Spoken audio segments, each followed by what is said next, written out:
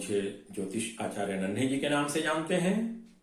इस वीडियो में हम पुखराज बृहस्पति ग्रह का रत्न पुखराज रत्न की उपयोगिता के विषय में बात करेंगे कि किस प्रकार से किन्हीं किन्हीं जातक की कुंडली में यह पीला पुखराज धारण करना उनके कन्या के विवाह में आने वाली विघ्न बाधाओं को बहुत हद तक दूर करने में सक्षम होगा, या पीला पुखराज धारण करके कन्या के विवाह में आने वाली विघ्न बाधाओं को किस प्रकार से लाभकारी हो सकता है।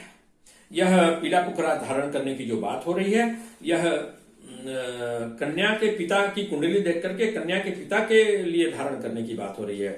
कन्या के विवाह में विघ्न बाधाएं आ रही है, अड़चन बाधाएं आ रही है, जातक के कन्या के विवाह में विघ्न बाधाएं आ रही हैं, तो कन्या के रत्न धारण करने की बात नहीं हो रही है। यह जातक जिनकी कुंडली को देख करके बात हो रही है कि भाई आपकी कन्या के विवाह में विलंब हो रहा है, तो आपकी कुंडली में भी कुछ ना कुछ ग्रह दोष है जिस कारण यह स्थिति बनती है। तो आपको कौन सा रत्न धारण करना चाहिए? तो आपको आपकी कुंडली के अनुसार बृहस्पति ग्रह का रत्न पीला पुखराज धारण करना चाहिए। तो यह कैसे समझेंगे, या कौन सा रत्न धारण करना चाहिए?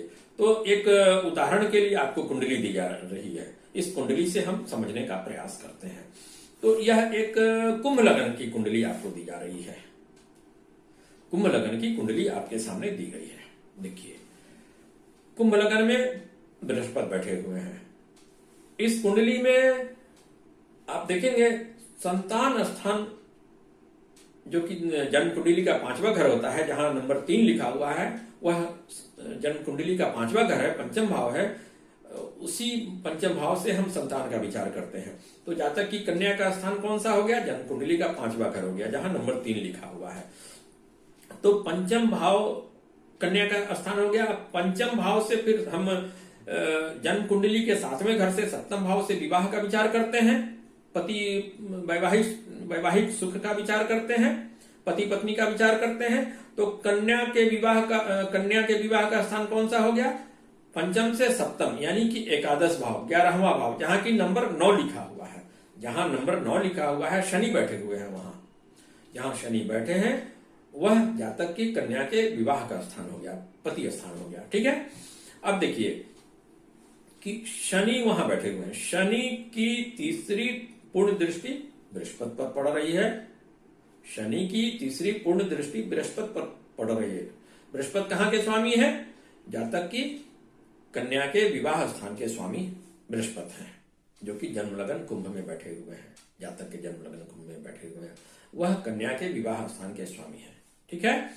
और बृहस्पति पर शनि की तीसरी पूर्ण दृष्टि पड़ रही है, यह पाप प्रभाव पड़ रहा है। फिर देखिए, जन्म कुंडली के 9वें भाव में, 9वें घर में जहां नंबर 7 लिखा हुआ है, वह जन्म कुंडली का 9वां घर है।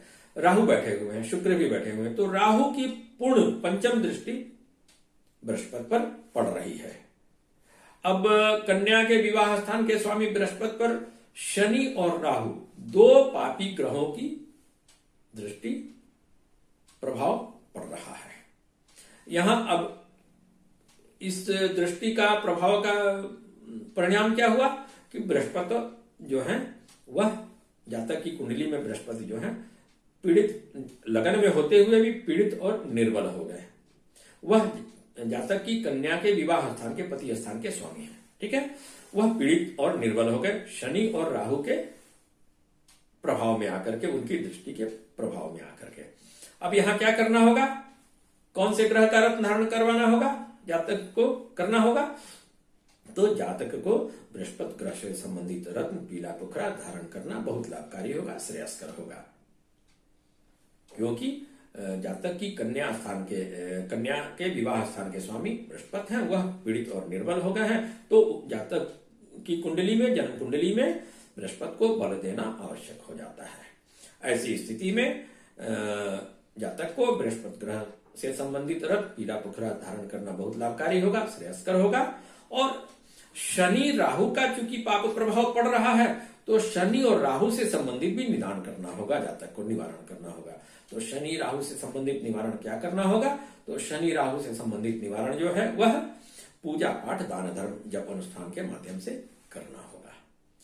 यहां हमने देखा कि इन जातक को कौन से ग्रह का रत्न धारण करना चाहिए। तो अपनी कन्या के विवाह में आने वाली, विवाह संपन्न होने में आने वाली विघ्न बाधाओं को, अड़चन बाधाओं को दूर करने के लिए कौन सा रत्न धारण करना होगा जातक को? तो बृहस्पति ग्रह से संबंधित रत्न पीला पुखराज धारण करना होगा। फिर शनि और राहु से संबंधित ग्रह दोष निवारण पूजा पाठ दान धर्म के माध्यम से करना होगा।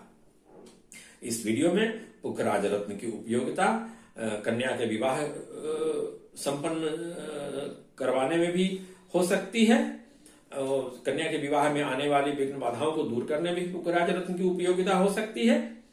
इस वीडियो में इतना ही। अगर हमारा यह वीडियो आपको अच्छा लगा तो हमारे चैनल को जरूर सब्सक्राइब करें, और इसी तरह की उपयोगी सामग्री आपके सामने मैं लाता रहूंगा।